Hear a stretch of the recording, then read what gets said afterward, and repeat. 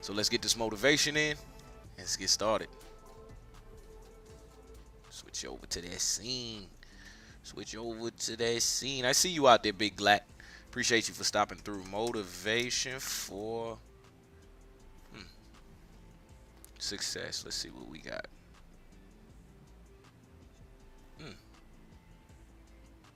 Now you only need one subscription instead of multiple AI tools. One of my secret weapons is Listen to me. Once you realize who you are, you stop operating in desperation. Y'all listen up. You stop saying yes to stuff you ain't supposed to be saying yes to. So here's my big problem with a lot of y'all is your belief system is off. Like, everybody can see how sweet you are. People are commenting on, well, you could do this and you could do that, and you the only one ain't caught up with it yet. Gee, why you always on beast mode? I'm shocked more people are on beast mode. There are people who living from check to check and they comfortable. My bad. It's the weirdest thing to me. I'm like, boo, you broke. I'll make sure I send out the notifications to y'all. Sorry. You broke on several levels. We're not talking about this mode. There are people who living from check to check and they comfortable. It's the weirdest thing to me. I'm like, boo, you broke. And you broke on several levels. We're not talking about Sally Mae. You still owe your grandma. We're talking about you need to cash your grandma out.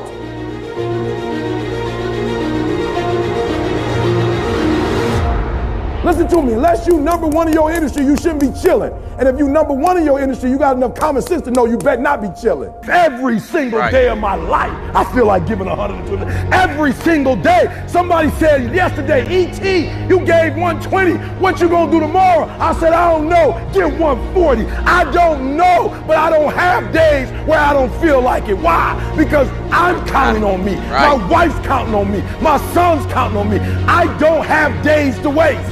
There's nothing wrong with the opportunity. You're not giving 120. You're giving 70. You're giving 60. You're giving 50. And you want what these people who've given sweat, who's given blood, who's given tears, you want what they paid for, and it ain't free. You don't belong at the bottom, and it's time for you to get your butt from down there. It's time for you to stop being comfortable at the bottom. Get your butt up and get to where you're supposed to be. The Bible says he was in a pig pen and he came to himself and he went home. Get your butt up. You are a royal priesthood. Get where you belong. Do what you're supposed to do. Live like you're supposed to live. You got all the stuff. You got it all. But you will not outwork me because your height has nothing to do with my work ethic. Your face has nothing to do with my work ethic. Your two-parent background has nothing to do with my work ethic. You will not outwork me.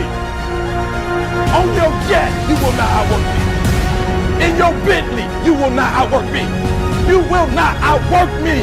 Get up. Act like you playing basketball. Act like you playing football. Compete. That's what bothers me. Many of y'all are not competing. I need effort. Compete. Go to class. I just left for school telling these kids, act like you playing football. Go in that doggone classroom. Compete.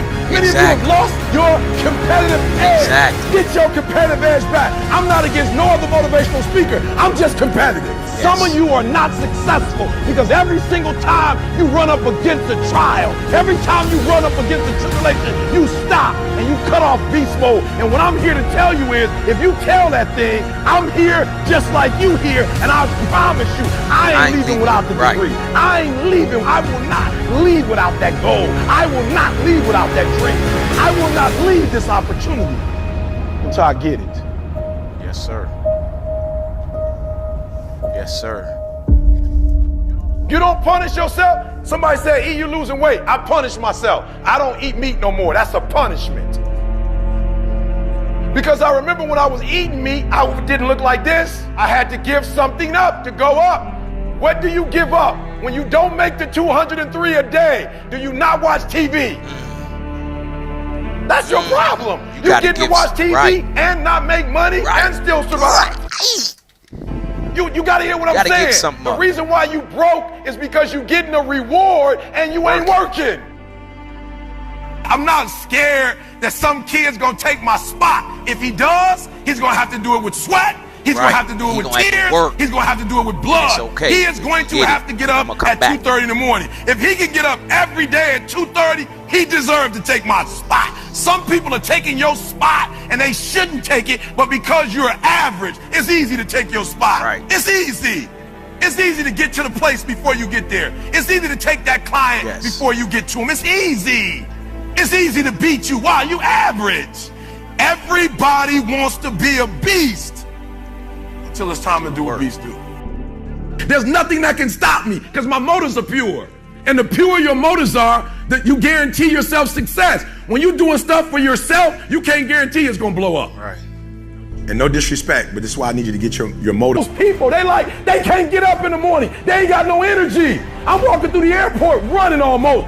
Most people that I'm with, they don't got the energy to keep up with me. I'm like, boo, ain't nothing wrong with you. You just ain't got the stamina. You just ain't got the energy. You can't smart everything. You can't outthink everything. You can't, some stuff is just, you gotta be powerful. It's just some stuff that you gotta have stamina for. You just too slow. It just take you too long. You wake up, take you 3 weeks to do what it could take 24 hours to do. It don't make you a bad person, but you're gonna forever be average because to be great, you got to keep up. Yes, sir. Today might not be the day. What's up? Welcome to another episode of Expansion Pack. I'm your host, Dan F. Man, here on Healthy Mental Thursday. Let me see what the topic is. Okay, I got it. Oh, no, that ain't the topic. Hold on, I don't got it. I gotta switch it on Twitch. All we have today, we talking about all we have, and I think what we gonna, well, not what I think. We just gonna start off with the motivation real quick. I ain't gonna hold y'all up too much longer, and then we gonna go from there, get into our topic. So just bear with me. Let me get over to this main scene. Motivation to love. Always on Thursday, you know, you gotta get some love on Thursdays. All right, let's go. What we got?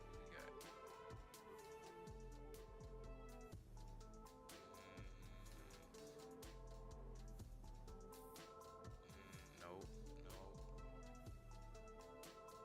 Yep, there we go. I have to finish this paper. I'm swamped. No one told me college would be so damn. Just get grab.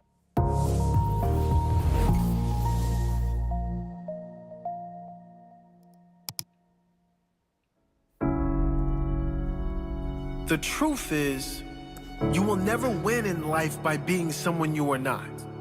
You cannot, ever, live the life of your dreams by settling for someone else's idea of what you should be doing with your life. You will never, ever be happy if you change who you are to fit in with others. Until you accept and embrace who you are destined to live a life at only a mere fraction of your potential. It is simply impossible to be genuinely happy when you are not genuinely yourself. You must be yourself if you want to experience your true purpose in life. If you're different, be different. Be different and do it with pride. If someone doesn't like it, if many people don't like it, who cares? Those aren't the people for you. There is better. The right people will show up when the real you comes out. There will always be someone prettier. There will always be someone smarter, stronger, richer, younger. But there will never be another you. Kurt Cobain once said, "I'd rather be hated for who I am than loved for who I am not." The truth is, you will never be hated by the right people for being real. Being real, being yourself, is the greatest filter you could ever use. It instantly filters out all the people that don't belong with you. And at the same time, it reveals those who do. Bob Marley once said, "The only problem is people are being hated when they are real and loved when they are fake." It's true. But what is missed here is one very important fact. The people that are hating people being real are fake people. And the people that are loving fake people are the same fake people. Real recognizes real. Yes, sir. Real recognizes fake. So who do you want to attract? Fake people or real people? Be yourself. And I promise you, eventually you will attract the right people. yourself.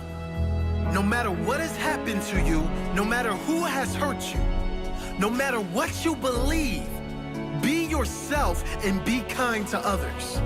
If you do that, life will turn out far greater than you ever thought possible. If you don't, life will be painful. Because living a life with a mask on, you can't see. Living a life trying to fit in, you will never. Living a life trying to be someone else so other people will like you, you might fit in on the outside. But inside, you'll never be complete. You'll never be happy. Repeat to yourself every day, I am different. That is why I win. I am unique. And that is why I am great. I'm not like anyone else on this planet. I am grateful for who I am becoming. I am grateful for who I am. I am committed to be myself and speak my truth at all times. And I know that is the only time the right people will show up in my life. Those who are meant for me will love and support and be real with the real me. I'm done with fake people. And that includes a fake version of me. Yes, sir. I will stand tall and stand strong in my purpose, in everything that matters to me. I'm different. That is why I win. I am different. That is why I win. I am unique, and that is why I am great. I'm not like anyone else on this planet. I am grateful for who I am becoming. I am grateful for who I am. I am committed to be myself and speak my truth at all times. And I know that is the only time the right people will show up in my life. Those who are meant for me will love and support and be real with the real me. I'm done with fake people, and that includes a fake version of me. I will stand tall and stand strong in my purpose, in everything that matters to me. I'm different. That is why I win. I am me. That is why I win. I am different. Different with pride. If you're different, be different. Be different with pride. Yes, sir.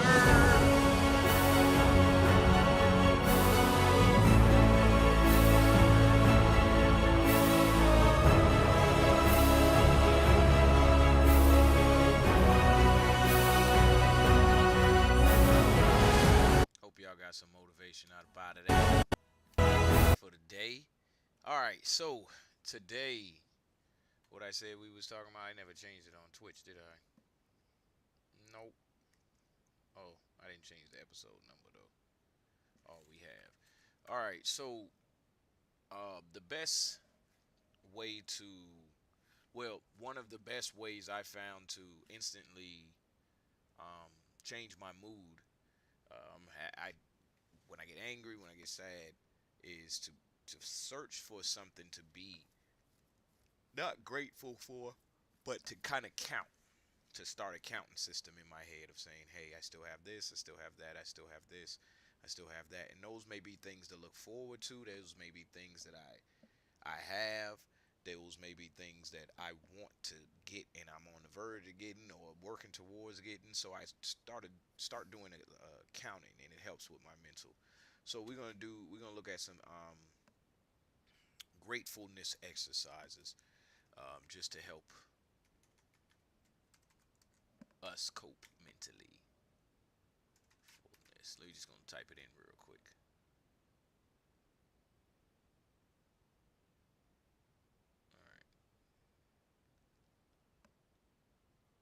All right. Let's try this. Hi, Kate here. Welcome to Wellcast. If you've been here before, welcome back. If it's your first time, check out our introductory video. Long story short, it's 100 wellness exercises in 100 days. You in? Let's talk about two little words that will make you happier. Happy birthday? I do? Nope. Today, we're going to talk about saying thank you. Did you know expressing gratitude is scientifically proven to make you happier? Here's the deal. Humans operate on what's called a hedonic treadmill. It means we generally stabilize at one level of happiness.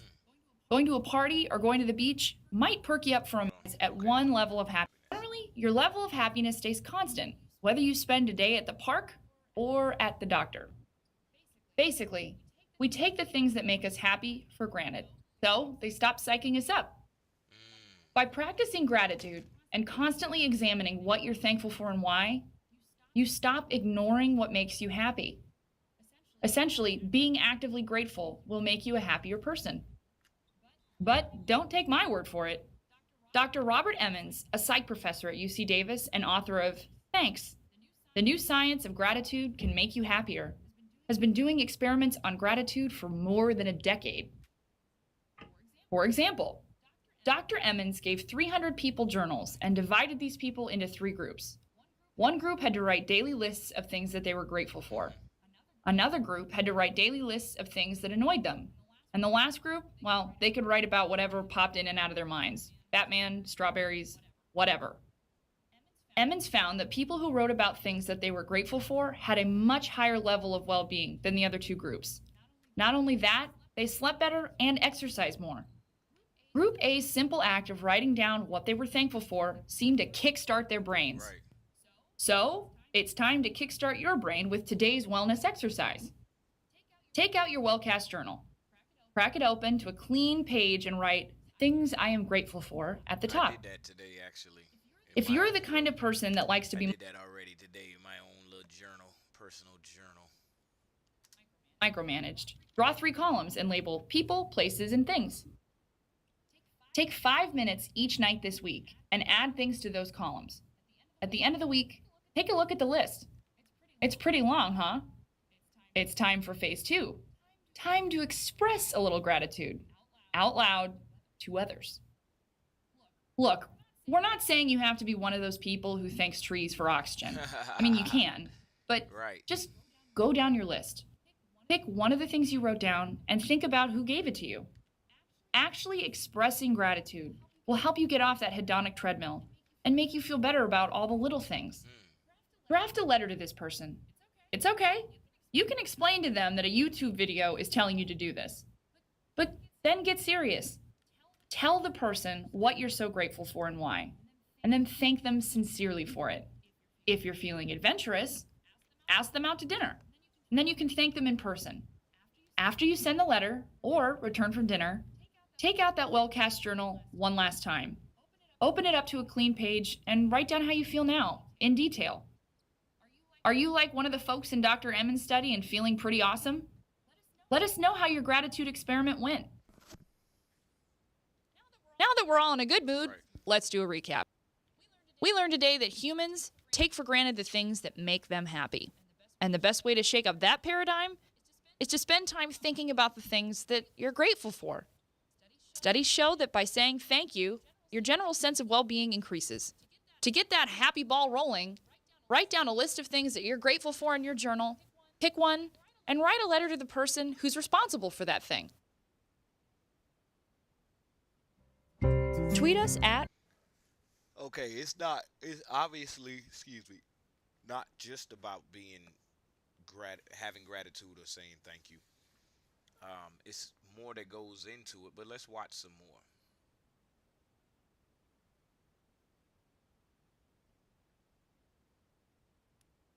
Okay, let's see. 3 ways Google's Notebook LM helps me study for finals.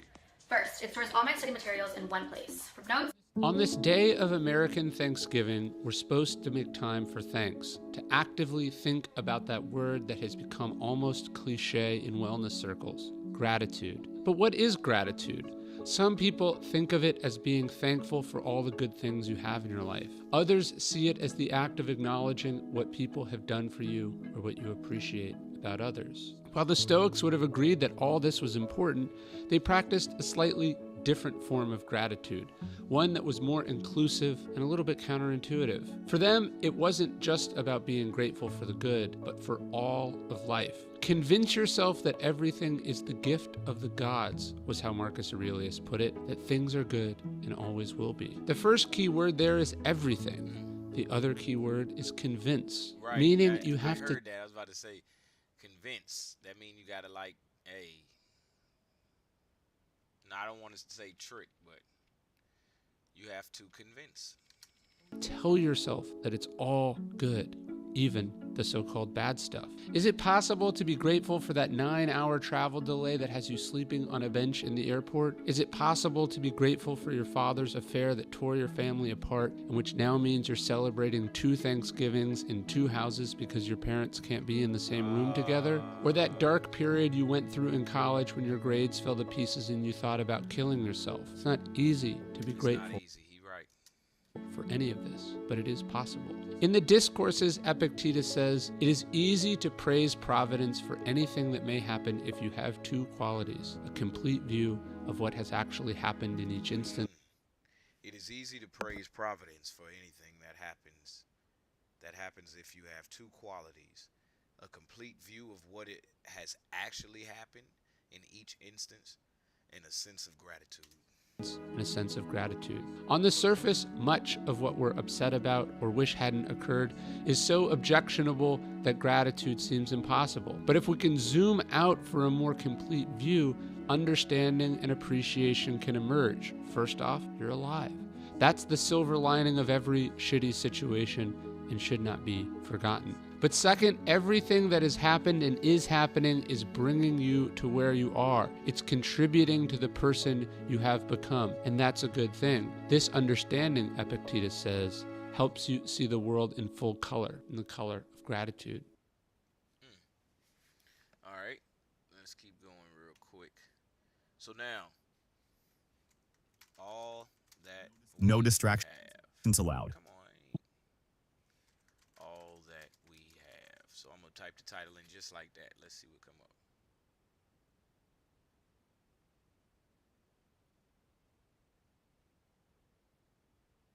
Let's see what's up. Alan White. So last night he used him. Honestly, nothing better than when a guy breaks this out. The reason why certain people turn to philosophy, why I became a philosopher, was that since I was a little boy, I always felt that existence as such was weird. Yeah. I mean, here we are. And isn't that odd? Right. Of course it's odd. What do you mean by odd? Well, it's what's different from even. I mean, what's odd stands out. What's even lies flat.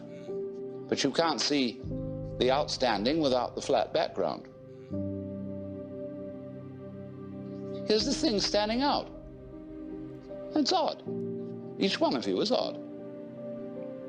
Strange, unique, particular, different. How do we know what we mean by that? Except against the background of something even. That is not differentiated, like space. And so you get this philosophical itch. You begin to scratch your head and think about, why is that so?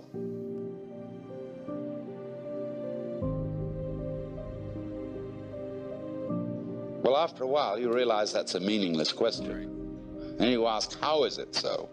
Well, that leads you into science and other investigations. So you want to know, what is it? I mean, this happening, this thing called existence. What is it? You ask that question long enough, and it suddenly hits you that if you could answer it, you wouldn't know what terms to put the answer in. Right. Because you've been living in.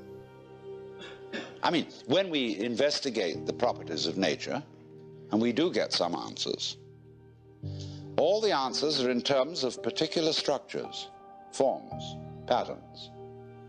And these can be measured. and their behavior can be predicted. But when I want to ask the question, what are the forms made of? I mean, what is it really? We can't think of any way in which we could answer the question, because we would have to have a class of all classes. When you ask the question, what? It's like saying, is you is or is you ain't? Right. Is you animal? Is you vegetable? Is you mineral? Are you a Republican or a Democrat? Are you male or female? Are you a Christian or a Jew or a Hindu or what have you? We classify always to give an answer to the question, what is it? Right. And when you classify, you distinguish an inside group from an outside group. Right. So what we want to know is, what is the group of all groups? Right. Well, we can't imagine what the outside would be. So we can't answer the question. What is it? So the physicists finally abandoned the quest for stuff. And they gave us a description of the universe entirely in terms of form. The pattern, not the stuff. When people ask, what's the web? Yeah, but you can't do that. What's the pattern made of? Right. Surely mustn't there be an answer to that? See, what happens is, when you turn up the microscope, all stuff turns into form. It becomes articulate. You know, the carpet looks like some sort of stuff. But when you look at it under a microscope, you will see the crystalline structure of the nylon or whatever it's made of. See? They want to know, what are those crystals made of? All right? Turn up the volume, and you'll find molecules. Turn up the volume, you find wavicles. But we think the wavicles must be of something. But of course they're not. We find substance or stuff totally vanishes. Right. We say, does it matter? What does that mean? Does it matter? Is it important? In other words, does it measure up to anything? Matter comes from a Sanskrit root matra, which means to measure. So from this root matra, we get, going on into Sanskrit, we get the word maya. And maya is generally translated illusion, although it also means magic, creative power. The word illusion, switch over, we get that from Latin, and that comes from the Latin ludere, to play. Let's pretend that we matter. Come on, Marshall.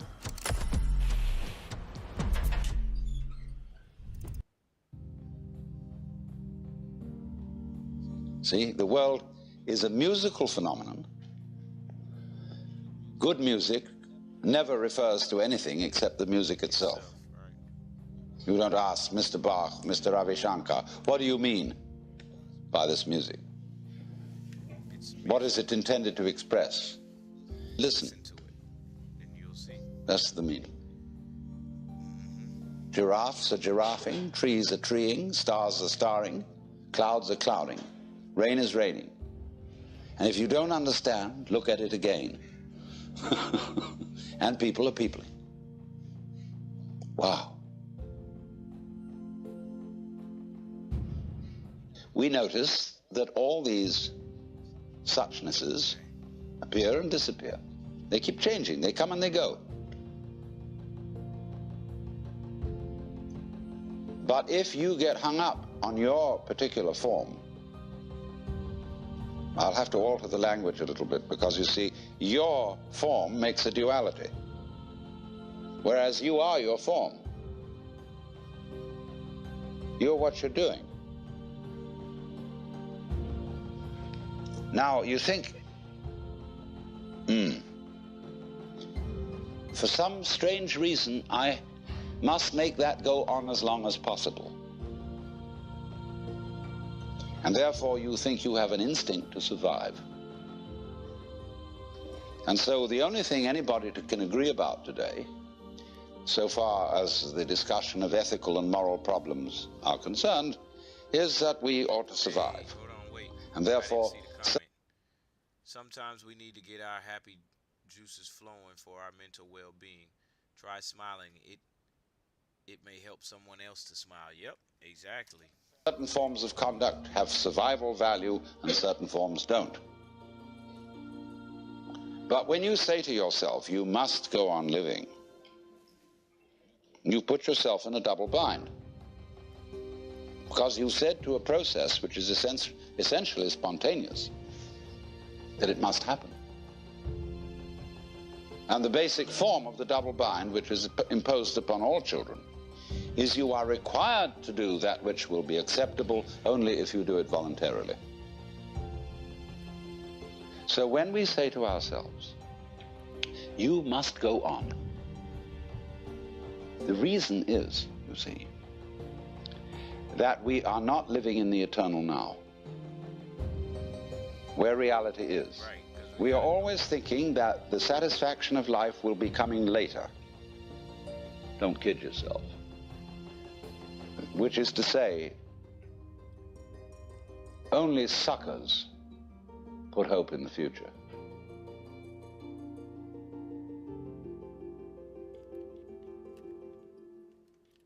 All right, y'all. So that's getting us on the right path for what I got, for what we talking about. Let's take a pit stop real quick. Have you ever heard of 75 Hard? You know, the trendy social media challenge that people only keep up with for about a week? Yeah. Hey, Vsauce Michael here, and today we are going to talk about why we dream. What's going on inside our brains? The scientists talk. Hey, Vsauce Michael here, and today.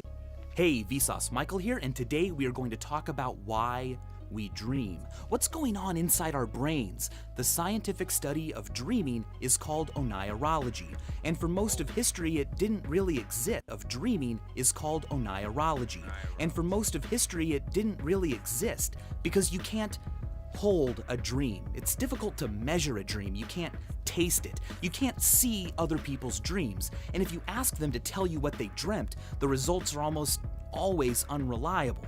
In fact, it's estimated that we forget 95% of the dreams we have, especially within the first 10 minutes of having them. But then, in 1952, something amazing happened. Researchers at the University of Chicago found this. It's a unique type of electrical activity that occurs during a certain stage of a person sleeping.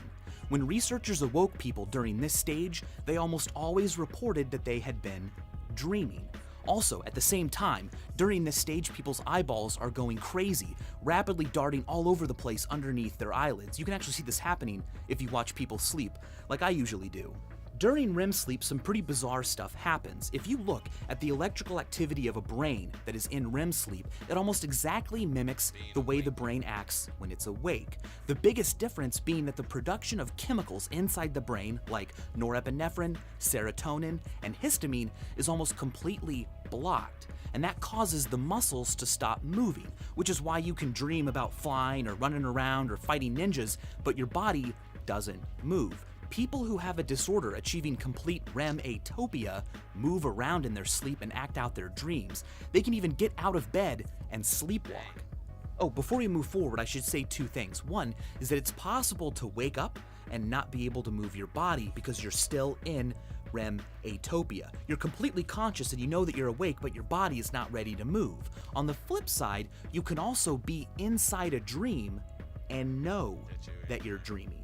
This phenomenon is known as lucid dreaming, and it's particularly attractive because while I'm in a lucid dream, I can make conscious decisions about what I do. I can go fly to wherever I want, or I can have a tea party with Abraham Lincoln. I'm in control, but achieving a lucid dream is quite elusive. Howcast has a great video, which I've put in the description, that gives some tips and tricks on how to achieve one. Researchers were able to deprive mice of REM sleep by using this. Inverted inside a tub of water, way up to the tippy top, meaning that the mouse was only able to sit right on top of this little tiny surface. When that happens, the mouse can still fall into non-REM sleep, but as soon as they reach REM sleep and their muscles relax, they fall off the platform into the water, waking up.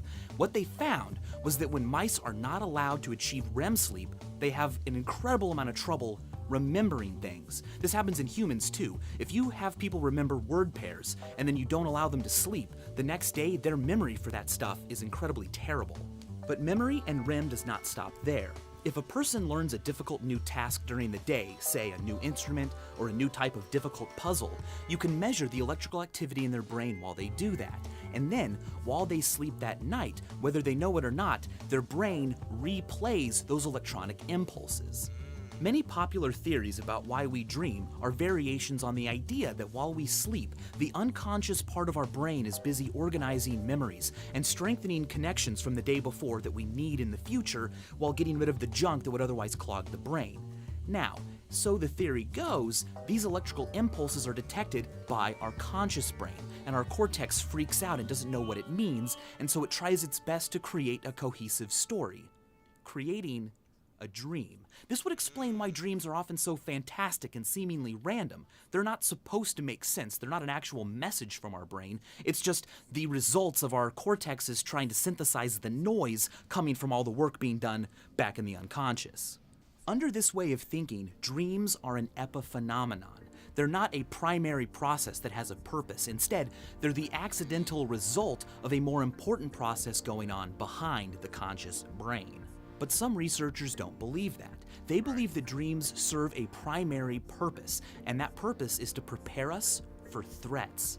They think this because the most prevalent emotions felt during dreams are negative, abandonment, anger, and the most common of all, anxiety. The theory goes like this. Back when we were early humans especially, we had no idea what kind of threats we might encounter during the day. And so, to prepare us, our brain would simulate anxieties while we slept to make us better prepared for that feeling in the real world. So, how much sleeping we was really getting back then if we was always worried about threats? People who had terrifying dreams were better at dealing with anxiety in the real world and had stronger genes. Alright, so the theories we discussed today are quite popular, but they don't really enjoy a consensus. Not everyone agrees on them, and they barely scratch the surface of scientific thought about dreams. But that's kind of the cool thing about dreams. Think of it like this. Here is the Eagle Nebula, a giant structure in outer space 6,500 light years away.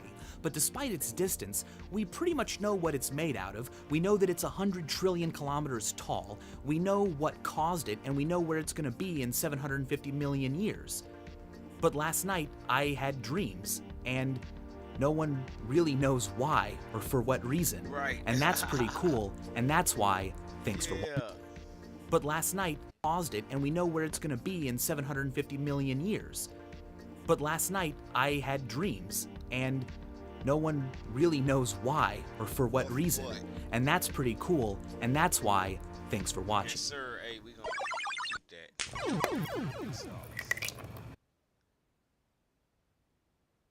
Alright, hold on. Apparently I can't like the video. Or subscribe. That was a good little pit stop though on in telling us a little bit about why we dream. Well, how, not necessarily why, but I'm a firm believer in using all that we have to get what we want, and in the sense of if you're sleeping good, and apparently if you're dreaming good, you get a better outcome for your day, and it keeps, obviously sleep keep you from breaking down mentally. So let's keep on going. We're gonna get two more good understandings in here before we dip up out of here for the day. I want two more. Alright. So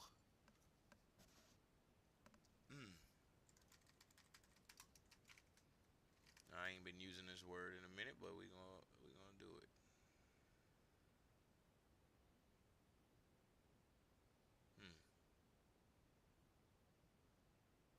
Let's see. How to. Let's put how to.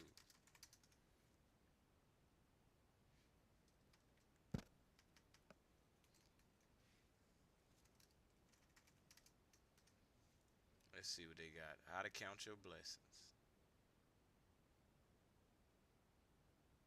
Can't do TED Talks and they don't gotta be that long.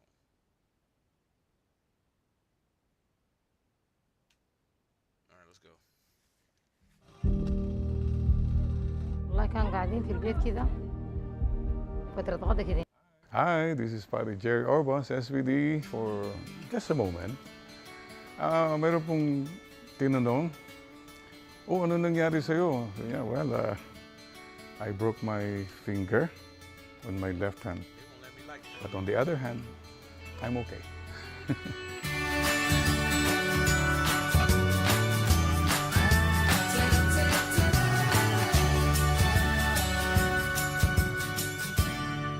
On the one hand, on the other hand. Mga kapatid, please learn, ito pong aralin natin, na you don't end with a problem. You always end with a blessing. Ano po ibig sabihin nun? Kunwari, on the one hand, I am sick. But, may bate. Don't end there. On the one hand, I am sick. But on the other hand, I'm closer to God now because of this sickness. Ano po ang invitation ni Lord? Don't end with a problem, end with a blessing. Because it always ends with a blessing. Ano ba? It does not end at period 9. Tell me any problem, anything that upsets you right now. On the one hand, napakalungkot itong pandemic na ito. Wala tayong dito makalabas. But, on the other hand, tignan nyo, naging mas malapit ang family. So, it's your choice, mga kapatid. I'm inviting you to choose not just with one hand, always have the other hand. Maganda po yan na paalam. Only because he's speaking another language, that's all. So, and I don't want it to be too much of it. Okay, hold on. So, I'm not worried about being poor.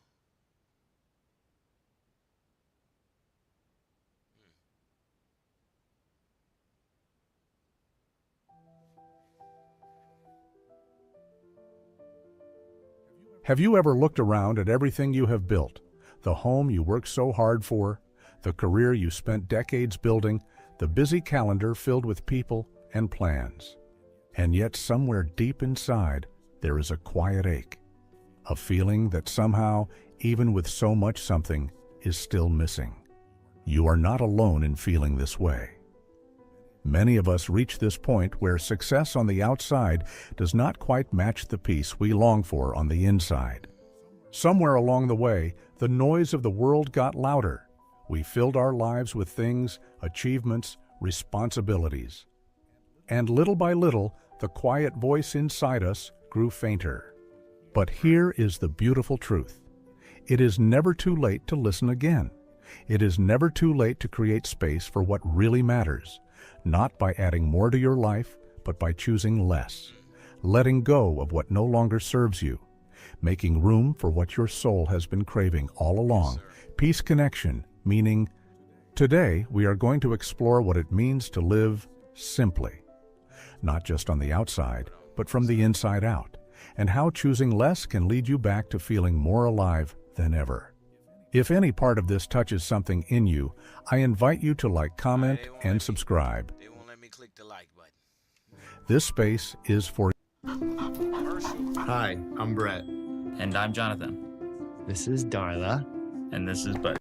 you, a place where we can reconnect with what truly matters. Let's begin this journey together.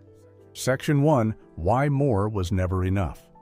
When we were young, we were told a story. It was a story about what it meant to live a good life, work hard, build a strong career, buy a bigger house, drive a nicer car, fill your days with busyness and goals, and more and more and more. That story had a name. They called it the American Dream. And for many of us, it was not just a dream, it was a promise. If you worked hard enough, if you pushed long enough, you would earn your way into happiness. So we worked, we saved, we built, we climbed the ladder, whatever ladder was in front of us, and we gathered all the things that were supposed to make life full. And for a while it felt good, buying the first home, getting the promotion, filling weekends with activities and parties and plans.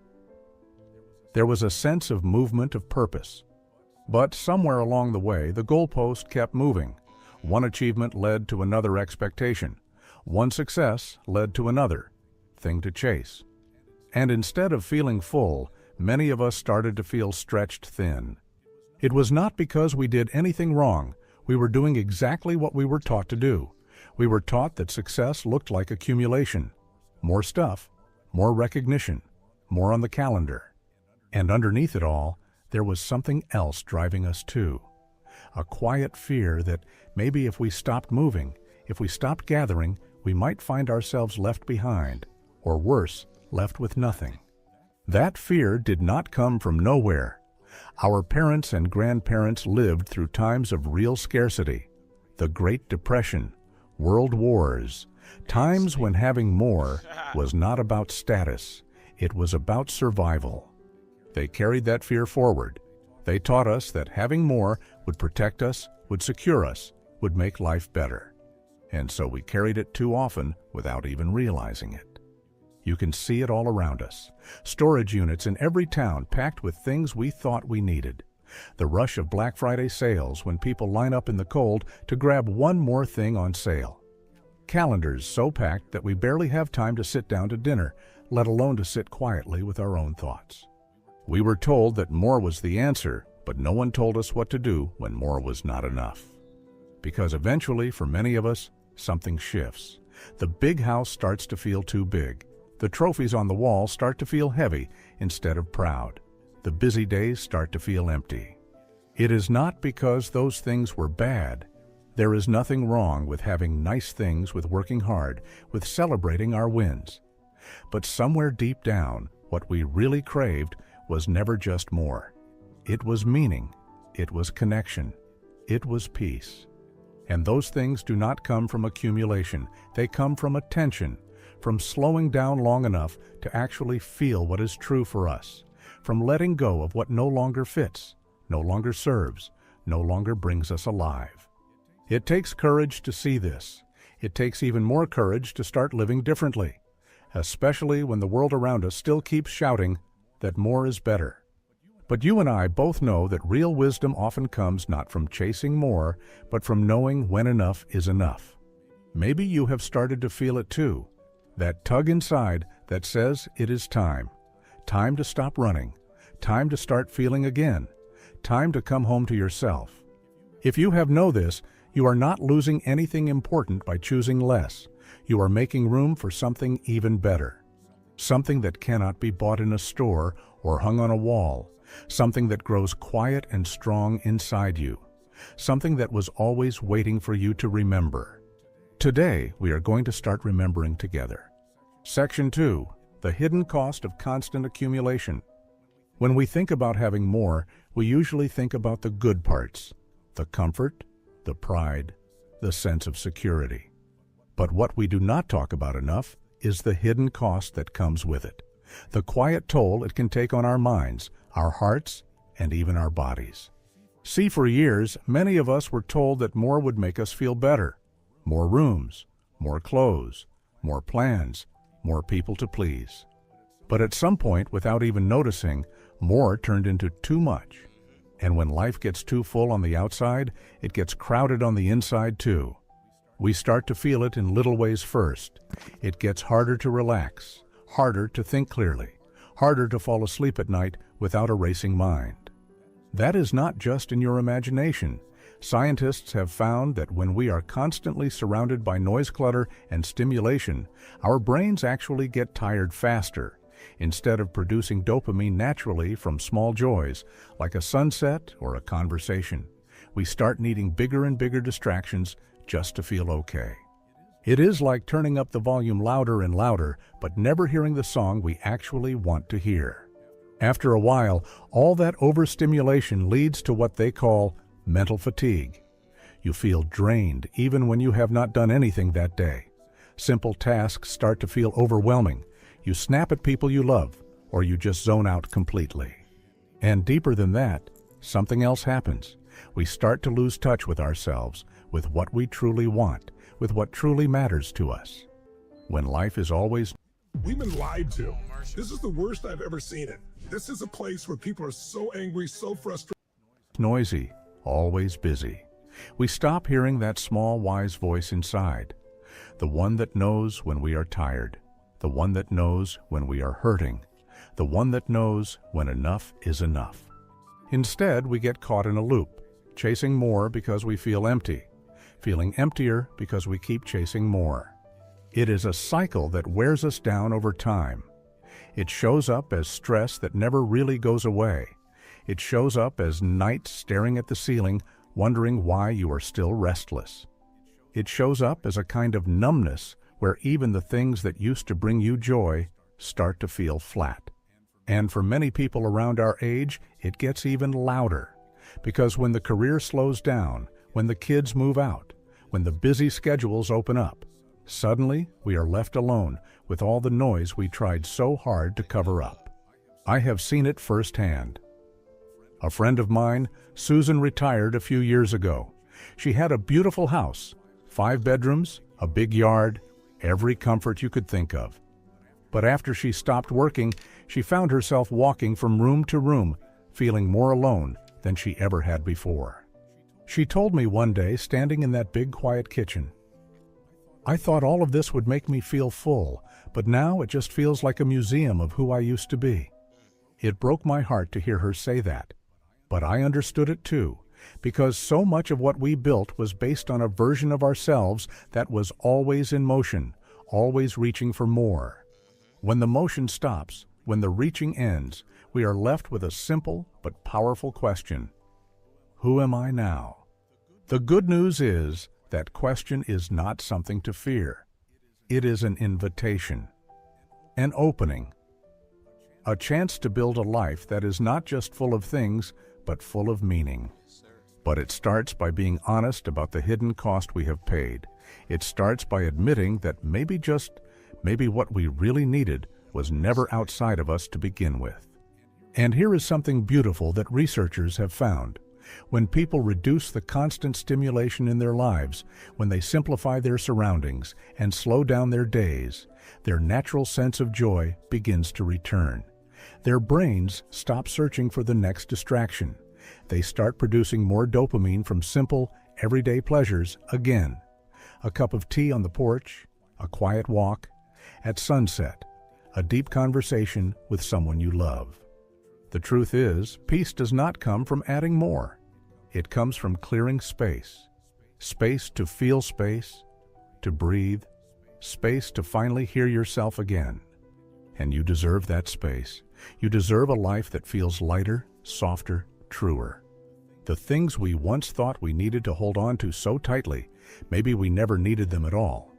Maybe what we have been longing for all along is something much simpler and much closer than we ever realized. In the next part of our journey, we will start to explore what letting go can actually look like, and how choosing less little by little can lead to a life that feels more full than you ever thought possible. Section 3. The beauty of letting go. Letting go is not something most of us were taught to do. In fact, for much of our lives, we were taught the opposite. Hold on, keep everything, just in case. Just so you do not forget. Just so you stay in control. So when someone says, maybe it is time to let go, it can sound like loss. It can feel like giving up. But here is the truth that surprised me. Letting go is not losing. It is making space. Think of a cluttered room. You walk in and it is packed, wall to wall, boxes, old furniture, things you once cared about but never use anymore. There is no room to move, no room to breathe. Now imagine slowly clearing that room, item by item, letting go of what no longer fits your life today. Little by little, the space opens up, you can breathe again, you can move again, you feel lighter. That space becomes possibility. It is the same inside of us. All the emotional clutter we carry, old expectations, past regrets, the weight of other people's opinions. It piles up, and just like a packed room, it makes it hard to move, hard to feel joy, hard to even know what we really want anymore. Letting go inside and out creates space. And in that space, something powerful can happen. You start to hear yourself again. You start to feel clarity. You begin to notice what truly matters to you. Now, not what used to. All right, y'all. So, in that last video, it kind of summed it up for me on why I wanted to touch base on this. Just where you at right now is not where you're going to be. And all that you have now is not what you're leaving here with, and it's not what you came here with. But a constant recognition of these facts gives you more. More in your day. Hold on, let me turn this beat off. More during your day. More in your life. And just more in general. I'm a firm believer in finding the simplest way to get what it is, or get to where, or to do what you want to do and how you want to do it. With that being said right there, we're going to go ahead and get up out of here for the day. I'm going to let y'all listen to just a little bit more of this on your way out. As a matter of fact, I'm going to just leave y'all with a previous episode. And I'm going to see y'all here tomorrow. This is DGTA TV. Peace. I'm your host, Dan F. Man.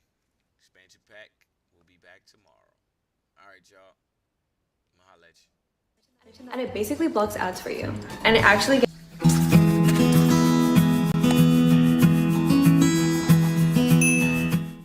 Hey Psych2Goers, welcome back to another video. Before literally not. Attention activates the energy field, and intention activates the information field, which causes transformation. Let me take a picture of that. Attention activates the energy field, and intention activates the information field, which causes transformation. Let's work. In 1973, actor Anthony Hopkins was preparing for the role of his next movie, The Girl from Petrovka. It was the cinematic adaptation of a novel by George Pfeiffer. To delve deeply into the story, Hopkins wanted to read the original book before tackling his role. He then began an unsuccessful search through the bookstores of London for a copy, which took him an entire day. But he was told the same thing in all of them. The book was out of print, and there were no copies available. After the failure, he took the subway to go back home. There, he observed how someone hurriedly exited the carriage upon reaching their stop, unaware that they had left an object behind on the seat. That object was a book, and when the Oscar-winning English actor approached to pick it up and read the title, he was astonished to find it was The Girl from Petrovka. The anecdote would already be quite surprising if it weren't for the fact that, months later, with the movie released, Hopkins had the opportunity to meet the author of the novel in person and told him the story of how he had managed to get hold of a copy.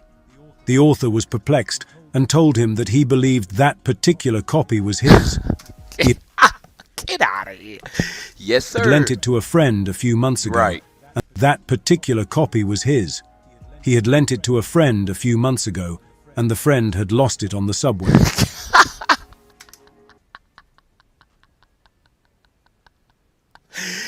Yeah. What were the chances of that event happening in that specific way? Events like the one described above happen daily, some truly fascinating, and I'm sure you've also experienced some strange coincidences in your life. Yes, sir. Maybe you thought of someone and that person called you right after. Perhaps you were thinking of taking a trip to a particular destination and found a guide to that place, or an acquaintance spontaneously mentioned that destination to you. Maybe you had a significant dream that later came true. What's going on here? Are these events mere coincidences or happenstances,